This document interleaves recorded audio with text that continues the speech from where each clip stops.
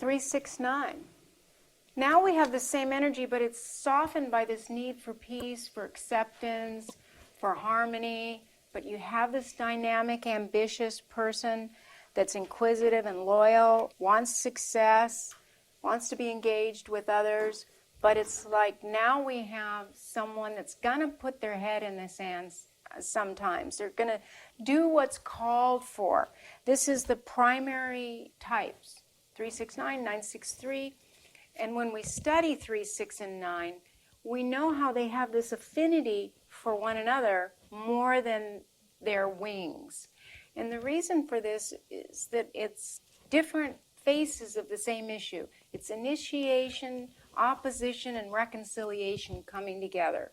So what this individual will seek is balance and harmony more than any other. Now, when they learn about the Enneagram, they get that there are 3, 6, or 9, but they can struggle with which type is in charge because they relate to all three.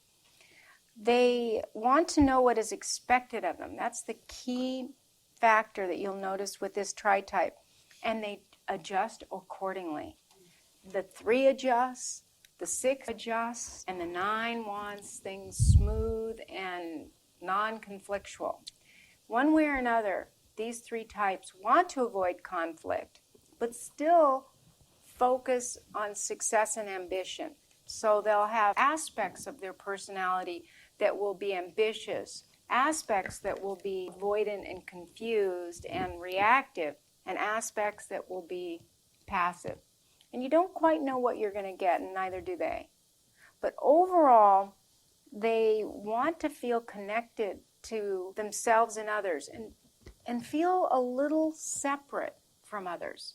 They can be positively identified with relationships in their mind that may not really exist. They will remember the good old days, but maybe they weren't so good.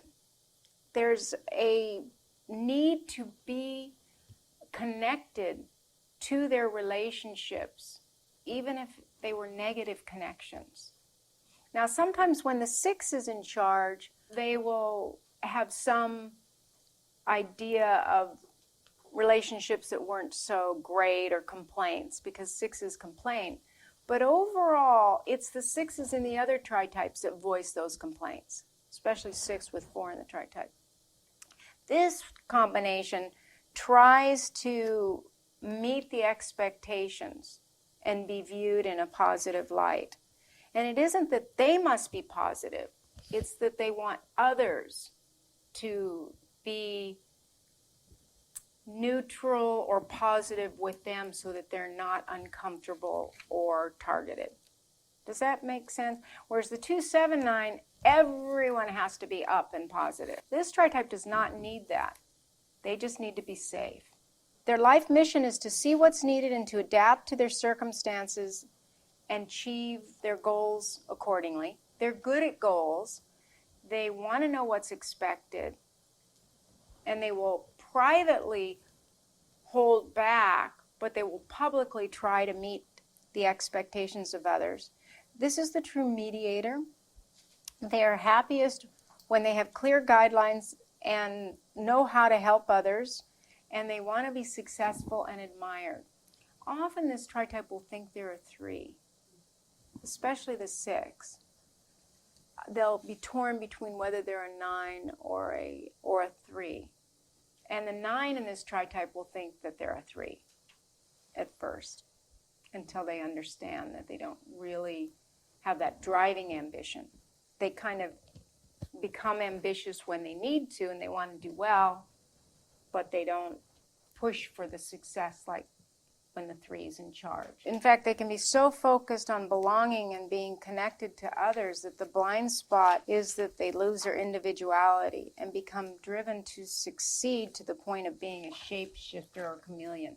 They really, all 3 types lose their true self when they sacrifice to this group. The head in the sand you'll experience with this type, and it's when they have to assert in a way that put them in a position of danger as they see. So if it's the 9, it would be standing out too much.